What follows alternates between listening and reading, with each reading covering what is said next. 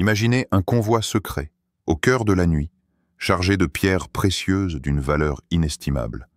Des diamants qui devaient quitter discrètement le sol africain pour enrichir des poches déjà pleines en Europe. Mais cette fois, quelque chose a brisé la mécanique. Le président de transition, le capitaine Ibrahim Traoré, a dit « Stop ». Ces diamants n'ont jamais franchi les frontières. Ils ont été interceptés. Résultat, la France est aujourd'hui en état de panique, entre colère et humiliation. Bienvenue sur le pouvoir en lumière, là où l'on dévoile ce que les autres cachent. Likez cette vidéo pour qu'on puisse continuer à révéler la vérité. Abonnez-vous et activez la cloche pour ne rien manquer des vraies infos. Partagez cette vidéo avec ceux qui doivent se réveiller. Et commentez au fil de la vidéo.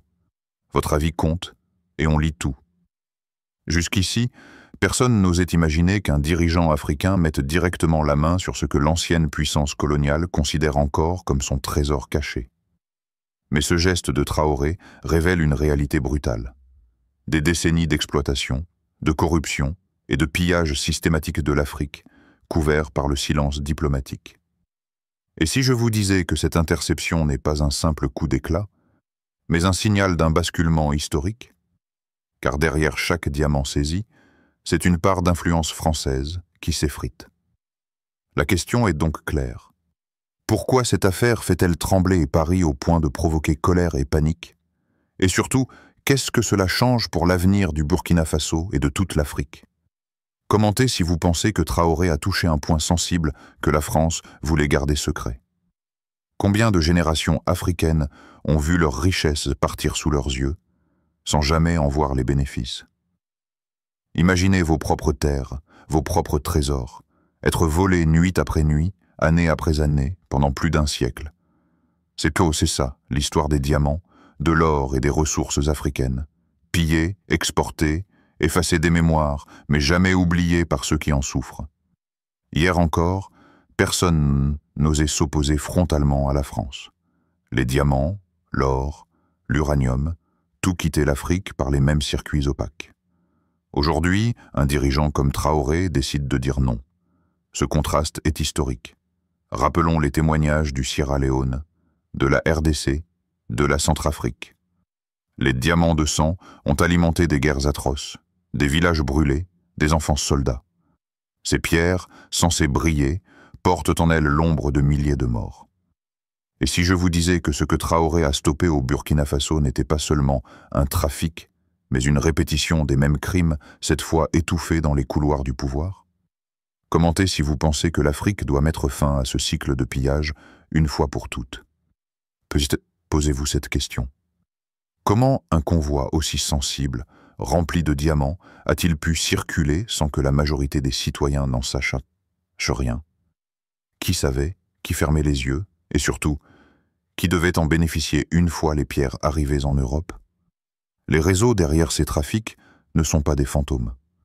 Ce sont des multinationales, des anciens officiers, des diplomates, parfois même des ONG écrans. Ils opèrent un peu dans l'ombre depuis des décennies. La majorité ignore encore cette réalité, mais chaque diamant est relié à une chaîne invisible de corruption, allant des mines africaines jusqu'au marché du luxe en Europe. Ce que vous allez entendre peut changer votre perception pour toujours. L'affaire Traoré met en lumière une complicité dérangeante. Car pour que ces pierres sortent du pays, il fallait des accords secrets, parfois au plus haut niveau de l'État. Et maintenant, une vérité inconfortable apparaît. Si Traoré a pu bloquer ce convoi, c'est qu'il savait où chercher. Quelqu'un lui a parlé. Quelqu'un, à l'intérieur du système, a décidé que trop, c'était trop. Commentez si vous pensez que cette affaire révèle des traîtres à l'intérieur du pays. À Paris, les couloirs du pouvoir bruissent, les médias officiels minimisent, mais les diplomates s'agitent. Car ces diamants interceptés, ce n'est pas seulement une cargaison perdue. C'est un message violent envoyé à la France. Votre temps de pillage touche à sa fin. Les conséquences sont énormes. Paris redoute que d'autres pays suivent l'exemple. Niger avec son uranium, Mali avec son or, Centrafrique avec ses diamants. Si l'Afrique ferme ses portes, c'est toute une économie française qui vacille. Et dans l'ombre, des réunions de crise s'organisent, sanctions, pression diplomatique, menaces voilées. Mais voilà la vérité. Plus la France réagit avec colère, plus elle montre sa peur. Commentez si vous pensez que la France panique réellement derrière les rideaux. Et si ce qui vient de se passer au Burkina Faso marquait le début d'une révolution silencieuse dans toute l'Afrique? Un seul convoi de diamants stoppé peut sembler anecdotique, mais c'est peut-être le domino qui déclenchera une réaction en chaîne.